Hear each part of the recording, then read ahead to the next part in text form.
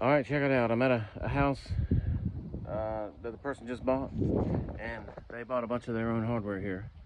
It'll take me longer to unpackage all that crap than it will to do the work, but I got to do a couple of these deadbolts from scratch, and then just converting everything to Schlage. Gotta make sure it's all keyed alike. So let's get into it. This will just get replaced, and I'm gonna probably be doing the strikes too. And I'm gonna make sure all the strikes are proper, meaning they're deep enough for the deadbolts and whatnot. All right, this one's gonna get the new Schlage knob, and I'll do a deadbolt from scratch. And I'm gonna avoid that nail. All right, this one looks like I'll just be replacing it with the Schlage hardware. Oh, look at that, that's cute. Look at that, how do people even do that? They make a square hole and it doesn't line up. You can see where it's been dragging. So I'm gonna be doing that proper. Okay. And then the last one, yeah, gonna get the new Schlage knob and a new deadbolt from scratch right there. All right, I got some work to do, let's go. Oh, I'm glad there's no carpet in here because I'm a sweeping man. I like to sweep. I don't know nothing about no vacuum. Okay, also, just the way that I do this is that if people, when you go buy all your own new hardware from Lowe's and stuff, I charge you for keying it alike. Like if it's not already keyed alike, I'll charge you per lot for keying it alike. If you buy the hardware from me, which costs more because I can't compete with Lowe's. They buy stuff by the truckloads. Anyway, you buy the new hardware from me, I don't charge you for keying it alike. Just a little thing that I do. So I'm making use of this awesome table here in this garage because it's probably gonna take 20 minutes to cut it all out of these blister packs and whatnot. Well, let's see what we got here. Okay, so I got it all unpackaged, and what we got is these two are keyed alike already. These three are keyed alike already. That's keyed by itself, and then two of the deadbolts are keyed alike, and the other two are keyed by themselves. So I'm gonna be doing, I'm choosing how I'm gonna do this right now. I'm gonna keep the three that are alike here and start with those keys and then key everything else like it. Also, when you're buying this stuff from Lowe's, you can use this code right here, and you know, where it says match this code, and you can see if you can get them keyed alike or not. It's not an actual key code, so it's not like you can, for those of you who are thinking like a crook, it's not like you can go to Lowe's and read that number and make keys to it or nothing. That's not how that works. Anyway, I got a plan, and I'm gonna get with it.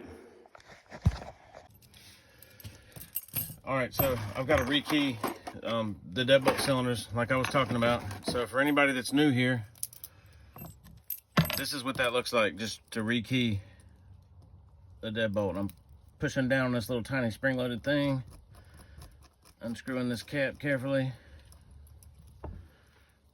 Okay, set that aside, get that out. There's a little spring in the back of here. Get that out. Don't be losing that.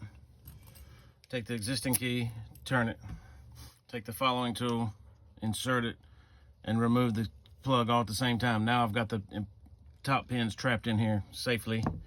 These are the old pins, okay? I'm gonna dump those in my trash can. Get the new keys. Take these little pins, which there's a bunch of them here, but I know which ones to use. Load them up.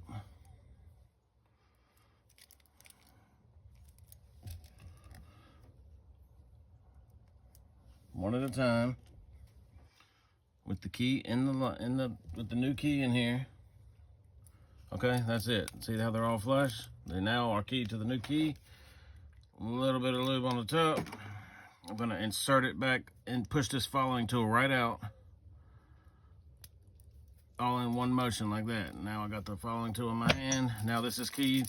Now if I were to just pull this key out right now, everything would go flat all over the place. So you gotta use your fingertip to hold it, then get the key out, okay? Then insert that tiny little spring we talked about right there. Then the little keeper pin right on top of the spring. See, it's springy. Then the tailpiece here,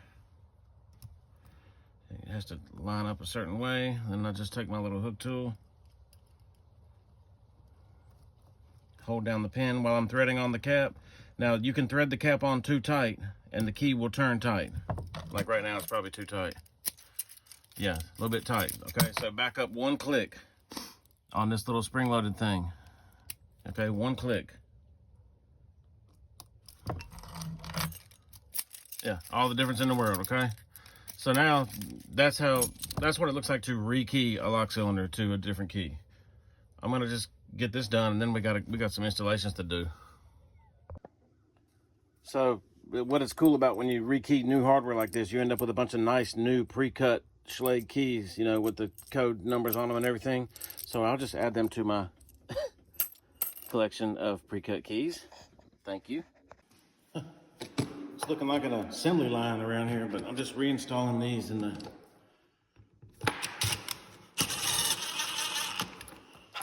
deadbolt housings.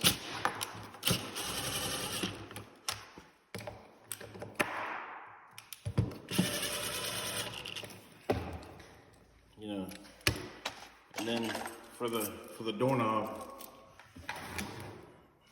the way these are, they've got a floaty cap.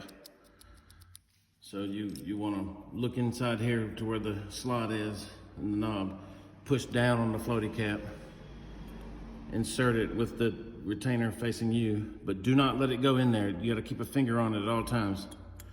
Okay, then insert the key, but that's going to keep it in there. Okay, then you can reinstall it on the knob. It's easier to do when it's on the door. Okay, and now it's not going to go until I turn the key. You'll hear it click. I'm pushing down at the same time. See that? She good.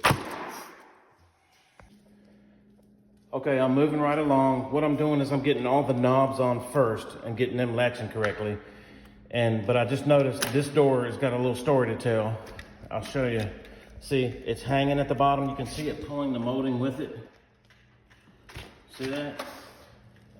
So I'm gonna try my classic trick right off the gate. Plus, you can look at this strike and tell it's been riding low, which means the door is obviously sagged. Looks like a little squirrel ate that little thing out, doesn't it?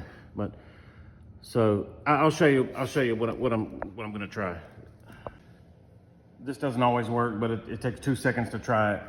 I'm gonna take this screw out, or maybe the top one, and go with a nice longer one, and hopefully it'll go into the new stud behind that and bite really hard and cinch up tight, and a lot of times that just lifts the door right up enough to where it quits dragging. Let's try.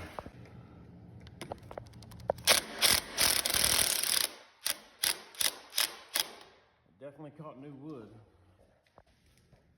It's way better, look.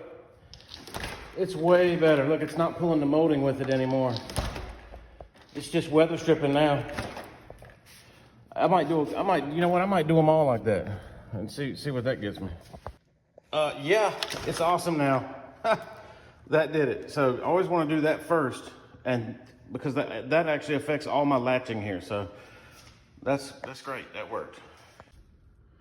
See, you can see the latch is now in the center of the strike, where before it was riding at the very bottom. So that's another visual way that you can tell that it worked.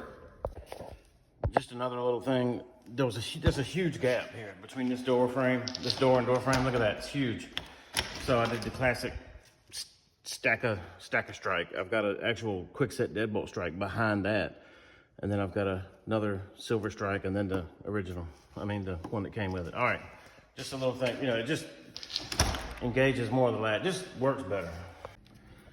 All right, this door is not latching correctly, so I want to move this strike that way just a little bit. But I don't want the screws to keep going in the same hole, so I'm going to use these skewer, just like you use on the grill at home, and break them off in there, and then punch me a new mark. So yeah, I've only got one screw in for testing, but look, see this little gap? That's like a 1/16. That's how you're able to move it a 1/16 without the screw keep going in the same hole. Now, perfect, okay? Because before I put my deadbolt in, I want to get that latching perfect.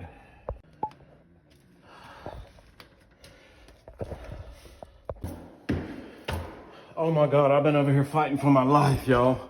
Every now and then I get to a door, this is a steel skin on these doors, right?